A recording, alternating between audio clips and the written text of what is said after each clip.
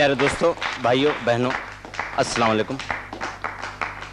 एक साहब की भैंस बीमार हो गई। वो साहब गए हकीम साहब के पास, कहने लगे भाईजान मेरी भैंस बीमार हो गई है, लिहाजा ऐसी दवाई दो जो मेरी भैंस बिल्कुल ठीक हो जाए।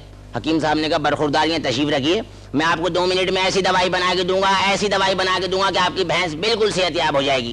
कहने लगे ठीक है, लिया दे बुढ़िया, मैंने दवाई बढ़ा। हकीम साहब ने दवाई बनाकर दे दी। कहने लगे भाई मैंने दवाई तो आपको बनाकर दे दी, इसका तरकीब इस्तेमाल भी कुछ सुन लीजिए। तरकीब इस्तेमाल यूँ है कि मैंने लिक्विड शक्ल में दवाई बनाई है, इसमें मैंने सरसों का तेल, खली, अजवाइन, इन सब चीज़ों को मिलाकर मैंने तैयार किया है। तरकीब इस्तेमाल यूँ है कि एक बांस का टुकड़ा लीजिएगा, इतना लंबा बांस का टुकड़ा, आपने देखा होगा बांस के बीच में सुराख होता है, ये तमाम दवाई उस सुराख में उंडेल दीजिएगा और बांस का एक सिरा भैंस के मुंह पे लगाइएगा और दूसरे सिरे से पूरी ताकत से फूंक मारिएगा, इंशाल्लाह सारी दवाई भैंस के हलक में चली जाएगी और वह 2 मिनट में बिल्कुल सेहतयाब हो जाएगी। इसने कहा लिया दे बुढ़िया, दवाई पड़ा। ये साहब दवाई लेकर चले गए। आधे घंटे के बाद वापस आए तो दवाई इनके मुंह पर लगी हुई थी। हकीम साहब ने देखा, बड़े परेशान हुए। कहने के बरखुरदार ये मैंने दवाई आपको भैंस को पिलाने के लिए दी थी, नसीब दुश्मन आपके मुंह पर कैसे लगी हुई है दवाई। कहने के चुप करो बुढ़िया, ज्यादा बकवास करने की जरूरत नहीं है। और तुमने दवाई देते वक्त हमको ये तो बतलाया नहीं कि पहली फूंक मैं मारूंगा या भैंस।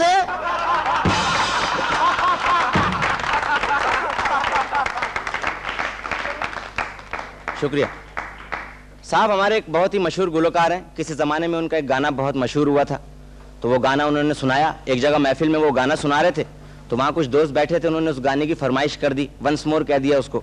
उन्होंने वो गाना फिर सुना दिया। कुछ शरारती दोस्त भी बैठे थे, उन्होंने हुटिंग करना शुरू कर दी उन पर और बार बार उसी गाने की फरमाइश करने लगे। जब एक ही गाने की बार बार फरमाइश होने लगी तो गाने वाले ने गाने का क्या हशर कर दिया, मैं आपको सुना रहा हूँ। बड़ा मशहूर गाना था, टांगे वाला खैर मांगदा। आपसे गुजारिश कि जब मैं गाना खत्म करूं तो जरा हुटिंग वाले अंदाज में वंस मोर कह दीजिएगा। हो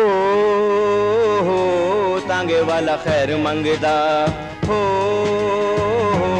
तांगे वाला खैर मंगदा, तांगा लौरदा होवे ते पावे चंगदा, तांगे वाला खैर मंगदा, हो तांगे वाला खैर मंगदा, तांगा लौरदा होवे ते पावे चंगदा, हो तांगे वाला खैर मंगदा। यही गाना फिर आपकी बड़ी मेहरबानी जी, आपने इस गाने को पसंद फरमाया। आपकी फरमाइश सर आंखों पर ना जी, आंखों पर ना, नहीं तो खामखा देखो ना डेला शेला निकलने का अंदेशा है। सर पर आपकी फरमाइश, मैं दोबारा ये गाना सुनाता हूँ आपको। हो तांगे वाला खैर मंगदा, हो तांगे वाला खैर मंगदा, तांगा लौरदा होवे ते पावे चंगदा, तांगे वाला खैर मंगदा, हो तांगे वाला खैर मंगदा, तांगा लौरदा होवे ते पावे चंगदा।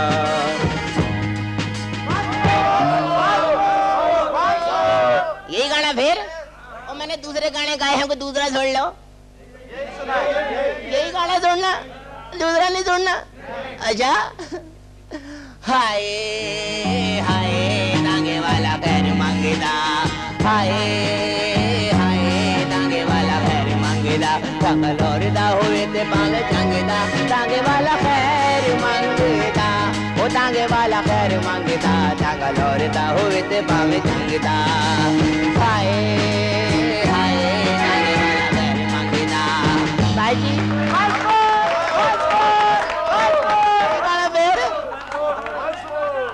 दूसरे गाने गाए, कोई दूसरे सुन लो। गाना आजा,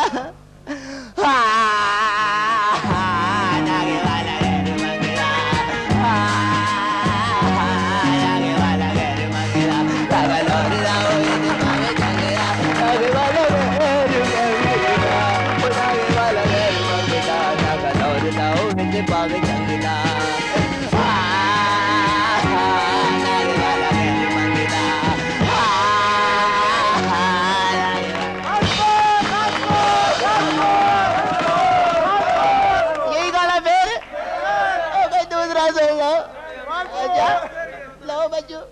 अब इस गाने को ऐसा करके सुनाऊंगा ना, जिंदगी भर फरमाइश कर नहीं भूल जाओगे। अब गाने का क्या हशर कर दिया। तांगा लौरदा होवे ते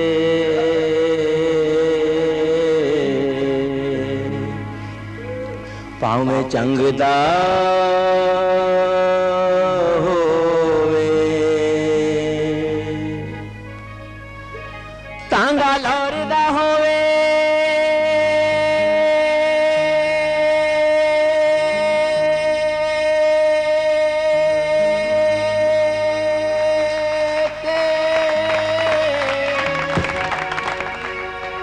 कितदा होवे सानू की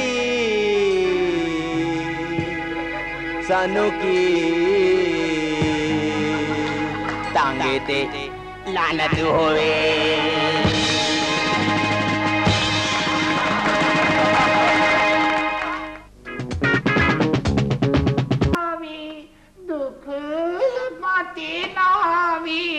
पावे जिंद मुक जावे उच्चा ना होवे प्यार दा दुख लपटी नावी। कितना हसीन गाना आ रहा है रेडियो पर। सुभान अल्लाह सुभान अल्लाह। जेदी बेटे जेदी बेटे ये मुंशी जी बेटे ऐसा करो कि वो रेडियो की आवाज जरा सी ऊंची कर दो। बहुत अच्छा गाना आ रहा है। रेडियो? कौन सा रेडियो? हाँ। ये तो मैं गा रहा था। तू गा रहा था? तू गा रहा क्या हो गया? था? नालायक, क्या मैंने तुझे अपने जाती यतीम खाने में इसलिए रखा है कि तू गाना गाता फिरे? तुझसे काम वाम कुछ नहीं होता? जब देखो काम। आखिर मैं कितना काम करूं? मैं तो हलकान हो गया है। आप देखे ना मुंशी जी, सुबह सुबह मैं बाजार गया, मैं गोश्त तरकारी लाया, सारे घर के लिए नाश्ता बनाया, सब यतीमों को नाश्ता मैंने कराया। इसके बाद मैंने झाड़ू दी, बर्तन मांजे, कपड़े धोए और अब मैं ये आटा गूंद रहा हूँ। नालायक, तो गाना गाने की क्या जरूरत थी? गाना गाने की क्या जरूरत थी? तुझे अच्छी तरह मालूम है कि हमारा यतीम खाना मेन रोड पर है और इसकी खिड़की भी सामने सड़क पर खुलती है। कोई सुनेगा तो यही कहेगा कि इस यतीम खाने पे बड़ा जुल्म हो रहा है। अरे नालायक, मैं कहता हूँ ये दर्दनाक गाना क्यों गा रहा था? देखे ना मुंशी, आप खुद गौर करें। आटा गूंदते हुए कौन भला ये गाना गा सकता है कि मैं छज्जी पता से वंदा अज कैदी कर लिया माहीनू, मैं छज्जी पता से वंदा। खामोश हो जा। हमसे जबान चलाता है। मैं एक हाथ मारूंगा। आहिस्ता मारे मुंशी जी, प्लीज आहिस्ता मारे। आखिर मैं एक यतीम बच्चा हूँ। मैं कोई गाँव तकिया नहीं। अच्छा, मैं तो तेरी खाल उधेड़ दूंगा। अरे बचाओ, अरे बचाओ।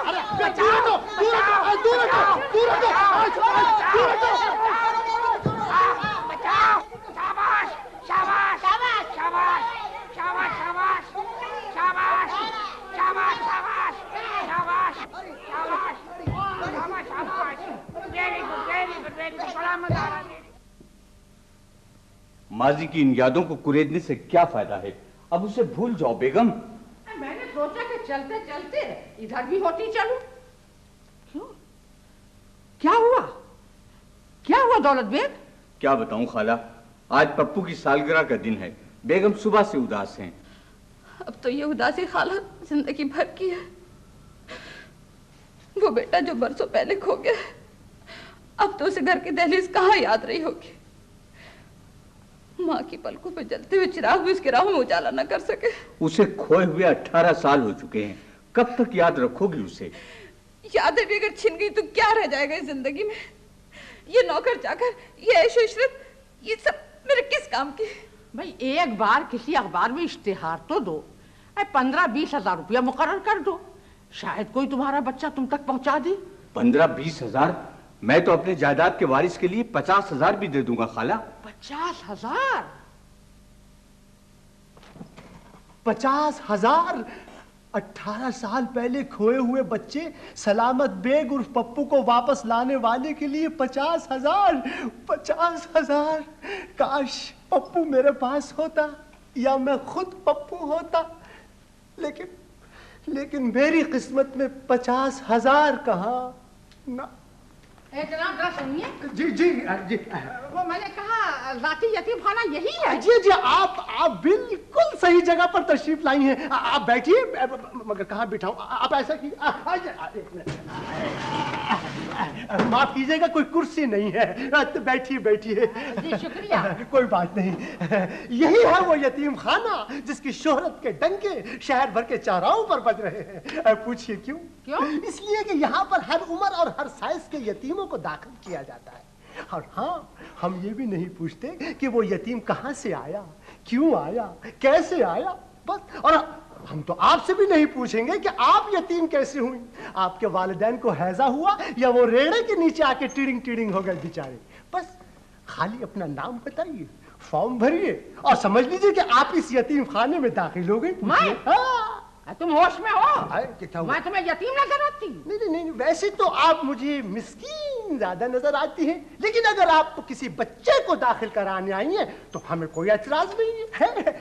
बात सुनिए, अक्सर वालिदैन स्विट्जरलैंड जाने से पहले अपने बच्चों को यहाँ दाखिल कराते हैं, पूछिए क्यों?